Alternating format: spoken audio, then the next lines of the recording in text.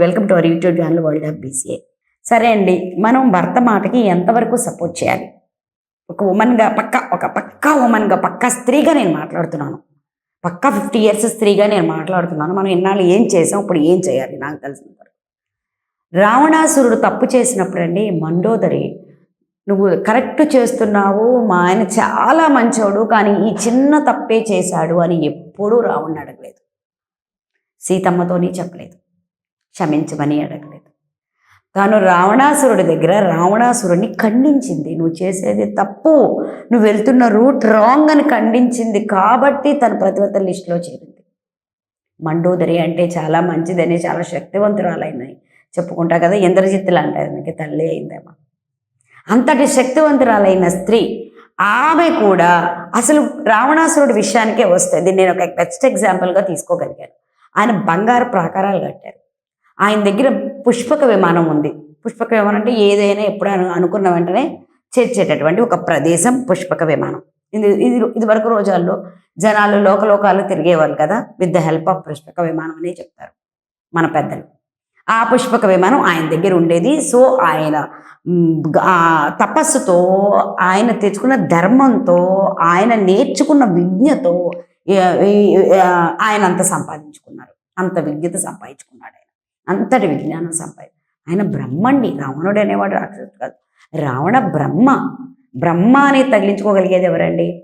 చివరికి రాముడు కూడా ఆ దీంట్లో వాళ్ళ తండ్రికి చేయవలసినటువంటి ధర్మ కార్యక్రమాలన్నీ కూడా, పితృధర్మం ప్రకారం చేయవలసిన కార్యక్రమాలన్నీ కూడా రావణాసురుడికి చేశాడు. అటువంటి టైంలో రావణాసురుడు రావణ్ణి చంపడానికి రాలేదు, అది స్వీకరించాడంతే. అతనికి తెలుసు రాముడు గొప్పవాడని. అంటే రాముడు తనగా గుర్తించి రమ్మన్నాడని వచ్చి దాన్ని తీసుకుని వెళ్ళిపోయాడు. అది విభీషణుడు భయపడ్డాడు, కానీ రాముడు భయపడలేదు, రావణుడు భయపడలేడు. అంత ధర్మపరుడు. ధర్మంలో యుద్ధం జరిగిన ఆ తప్పు చేసిన ఆ తప్పులో కూడా ధర్మం ఉండేదండి. అటువంటి తప్పులో కూడా ఎంతో కొంత ధర్మం మిగిలి ఉండేది. అక్కడ అతను సీతను తీసుకెళ్లడం అనేది ధర్మం అనను, సీతాదేవిని తీసుకెళ్లడం తప్పే. బట్ రిమైనింగ్ ఇష్యూస్లో అన్నింటిలో ఎక్కడ ధర్మం తప్పలేదు. తప్పకుండా ధర్మ యుద్ధమే జరిగింది అక్కడ కూడా.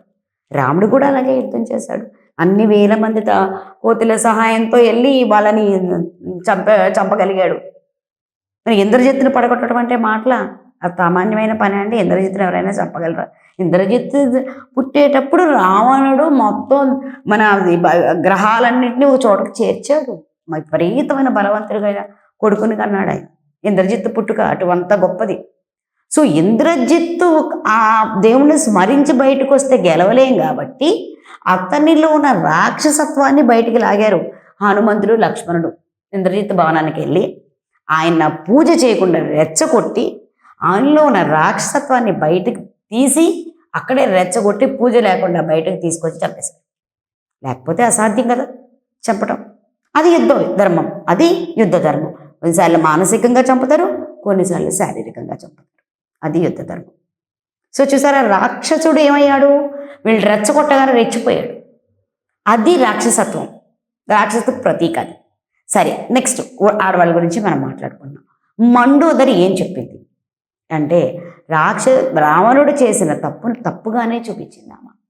రావణుడిని తప్పు, అక్కడ మంచోడు కాబట్టి, మా ఆయన ఇంత ఇది కాబట్టి, మా ఈ సామ్రాజ్యాధిపతి కాబట్టి, బంగారు ప్రాకారాలు కట్టాడు కాబట్టి ఈ తప్పు రైట్ అయిపోద్దని ఎప్పుడూ చెప్పలేదండి. మనం కూడా భర్త తప్పు చేస్తున్నప్పుడు కానీ, తప్పు మాట్లాడకూడని వాళ్ళు మాట్లాడుతున్నప్పుడు కానీ, తల్లిని కానీ, చెల్లిని కానీ, అక్కని కానీ, మరదల్ని కానీ, వదిలని కానీ, జనరల్గా మగవాళ్ళు వీళ్ళతో తప్పు మాటలు మాట్లాడకూడదు.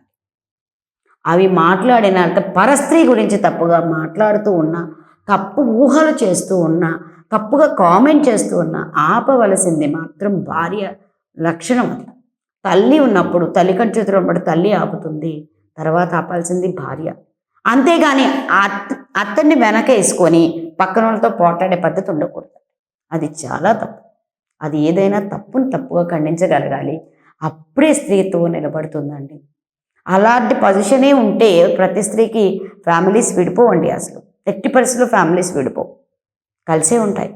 మగవాళ్ళు ఎలా అయినా పడనివ్వండి, ఆడవాళ్ళు కలిసే ఉంటారు. నేను చాలా చోట్ల చూశానండి, మగవాళ్ళు మాట్లాడుకోకపోయినా పర్లేదు, అలా వెళ్ళిపోతుంటారు. ఆడవాళ్ళు మాత్రం రోజు మాట్లాడుకుంటారు తోడుకోడాడు.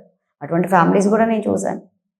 దానిలో ఏం నష్టం లేదు. అలాగే ఆడపడుచులంతా కూడా మాట్లాడుతూ ఉంటారు, వాళ్ళని వీళ్ళు పలకరిస్తుంటారు, వీళ్ళని వాళ్ళు పలకరిస్తారు. ఇదంతా ఏంటంటే భర్త చేసిన తప్పుని తప్పు అని యాక్సెప్ట్ చేయటం వల్ల. మీరు ఎవరైనా సరే అది తప్పు అయితే తప్పని చెప్పండి. వింటే వింటారు, రావణుల్లా వినకపోతే వినకపోవచ్చు, అది వేరే విషయం. చెప్పటం మన ధర్మం. మండోదరిలా తప్పును తప్పు అని చెప్పటం మన ధర్మం. మండోదరిలా ఇవాళ మనం మండోదరిని తలుచుకుంటున్నామంటే ఆమె ఎంత ధర్మపత్నియో చూసుకోండి. అంతే, అలా మిగులుదాం మనం కూడా. సబ్స్క్రైబ్ చేయండి, లైక్ చేయండి, టంగుమని గంట కొట్టండి.